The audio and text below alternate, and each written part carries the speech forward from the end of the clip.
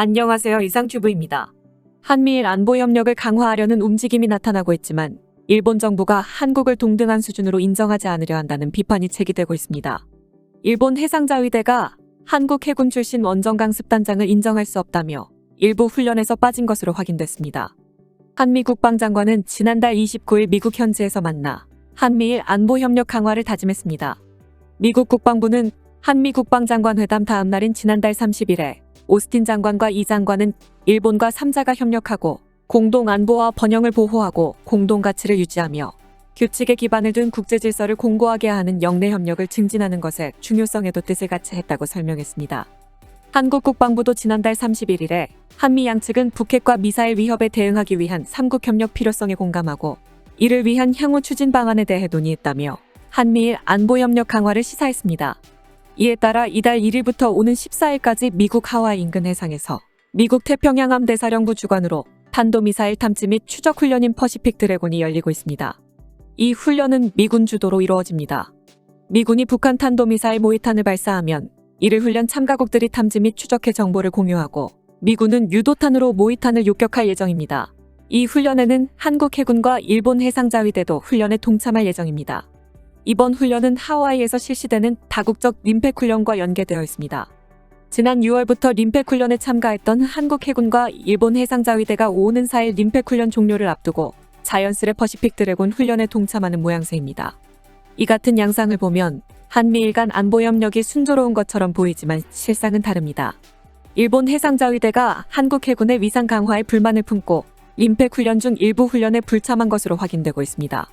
한국 해군이 림팩 훈련 참가 이래 최초로 원정 강습단장 임무를 수행하고 있는 가운데 일본 해상자위대가 이를 문제 삼으며 원정 강습단에서 빠진 것으로 드러난 것입니다. 안상민 환태평양훈련전 단장은 림팩 원정 강습단장으로서 미군 상륙 강습함인 SX함에 탑승하여 8개국 수상함 13척과 9개국 해병대 병력 1000여 명을 지휘했는데 여기에 일본 해상자위대는 빠졌습니다. 원정 강습단은 항공기를 보유한 강습 상륙함에 상륙함과 호위함을 동반해 기습 상륙 등으로 목표 지역을 점령한 뒤 전방 기지를 확보하고 상대적으로 저비용의 지상 기반 센서와 무장을 증강하는 작전을 수행하는 부대입니다. 1990년 첫 림팩에 참가한 후 한국 해군은 해상전투지휘관이나 기동부대 사령관 직책을 수행한 적은 있지만 원정 강습단장을 맡은 것은 이번이 최초입니다. 지금까지 원정 강습단장 임무는 대체로 미군이 맡아왔습니다. 한국 해군이 원정 강습단장을 맡은 것은 훈련 참가 규모가 참가국 중 미국 다음으로 크기 때문입니다. 한국 해군은 대형 수송함 마라도함과 7,600톤급 이지스 구축함 세종대왕함, 4,400톤급 구축함 문무대왕함, 1,800톤급 잠수함 신돌석함과 해상초계기함대, 해상작전헬기 2대와 한국형 상륙돌격장갑차 9대, 해병대 상륙군 1개 중대와 특수전 4개 팀, 그리고 59 기동건설전대 등 장병 1000여 명을 투입했습니다. 특히 마라도함과 신돌석함 및 KAAV 기동건설전대는 첫 참가입니다. 이처럼 한국 해군이 대규모 장비를 동원해 이번 훈련에 참여하여 단장직까지 맡자 일본 해상자위대가 전격적으로 원정 강습단에서 빠진 것입니다. 일본의 해상자위대는 미국 지휘를 받는 항모 강습단과 특수전에 편성되어 훈련에 참가했습니다. 해상자위대는 항공모함으로 개조 추진 중인 이즈모와 다카나미 등 호위함 2척과 피원 초계기 1대를 파견했습니다. 이처럼 일본 해상자위대가 한국 해군을 경계하는 분위기는 한국 취재진이 하와이 현지를 찾았을 때도 감지되었다고 국내 언론에서 보도된 적이 있습니다.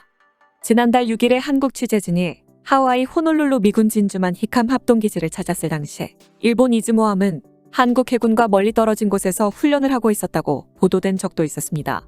이에 따라 한미일 안보 협력이 실질적으로 진전되기 위해서는 일본 측의 태도 변화가 선행돼야 한다는 목소리가 나오고 있습니다. 일본 정부가 한국을 협력 대상보다는 경쟁 상대로 인식하면서 거듭 파열음을 내고 있다는 것입니다. 일각에서는 일본 정부가 한미일 안보 협력 자체에는 동의하면서도 자위대가 한국군보다 더 높은 위상을 가져야 한다는 의중을 드러낸 것이라는 평이 나오고 있습니다. 이에 대해 한국 해군도 일본이나 주관국인 미국에서도 정확한 이유를 통보받지 못했다고 했지만 일본은 한국군이 강습단장의 지휘권을 가진 것에 우회적으로 불만을 표출한 것이라고 해석했습니다. 지금까지 일본의 우익들의 생각은 한미동맹을 미일동맹의 하위 개념으로 생각하고 있었으며 한국은 미일동맹의 명령을 따라야 하지만 림팩 훈련과 퍼시픽 드래곤 훈련에서 한국이 지휘권을 갖자 일본이 반발한 것입니다. 이러한 개념은 일본 우익들의 오랜 생각이었으며 일본의 우익들이 정권을 잡기 시작하자 본격적으로 나온 개념입니다. 현재 일본은 한국을 이런 정도만 생각하고 있지만 지금의 한국 정부는 다른 생각을 가지고 있는 것으로 보입니다. 지금까지 우리나라는 미국은 한국의 유일한 동맹국이지만 일본은 한국과 동맹국이 아니라며 일본과의 군사훈련을 거부해왔습니다. 하지만 현 정부는 일본과의 관계를 강화하고 있으며 여기에 90년대에 철거되었던 조선총독부의 복원과 지난달에는 현 외교장관이 2015년에 합의되었던 일본과의 위안부 합의를 존중한다고 말해 과연 이러한 정책들에 국민들과의 일반적인 정서를 고려한 정책인지는 정말로 알 수가 없습니다. 앞서 말했듯 이번 림팩 훈련과 퍼시픽 드래곤 훈련에서 드러났듯이 일본은 한국의 군사협력에는 관심이 없으며 자위대가 한국군보다 더 높은 위상을 가져야 한다는 의중을 내비치고 있어 일본과의 협력을 강화하려는 현 정부의 정책이 과연 옳은지를 다시 한번 살펴봐야 할 것입니다. 튀르키예에 대한 짧은 소식을 하나 더 전해드리겠습니다. 터키 항공우주산업은 나이지리아로부터 공격 헬기인 T-19 아탁을 수주했다고 발표했으며 차드로부터도 휴르커스 기본 훈련기를 수주했다고 밝혔으며 이 밖에도 튀르키예의 바이카르사도 방글라데시에서 TB2를 수주했다고 밝혀 주목되고 있습니다. 나이지리아군은 러시아제 미그-24와 유럽제 AW109를 테러와의 전쟁에 투입하면서 두 항공기에 대한 추가 발주를 마쳤으며 새롭게 한 개 비행대군의 공격 헬기 조달에 관심을 보이고 있었습니다.